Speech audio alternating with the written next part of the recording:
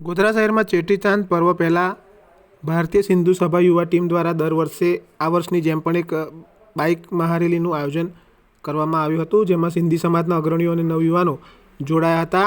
આ ગોધરાના લાલબાગ મંદિર ખાતેથી સિંધી સમાજના પ્રમુખ અને અન્ય અગ્રણી તેમજ ભારતીય સિંધુ સભા યુવા ટીમ દ્વારા બાઇક રેલીનું પ્રસ્થાન કરવામાં આવ્યું હતું. ગોધરા શહેરના વિવિધ વિસ્તારોમાં આ બાઇક રેલી ફરી હતી અને આ બાઇક રેલી આકર્ષણનું કેન્દ્ર બની હતી અને ભગવાન ઝૂલેલાલના ભક્તિમય ગીતો પર ખુશીથી ઝૂમતા યુવાનો નજરે પડ્યા હતા.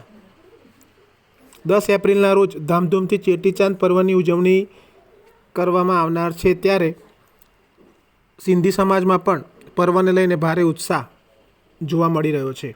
નમસ્કાર.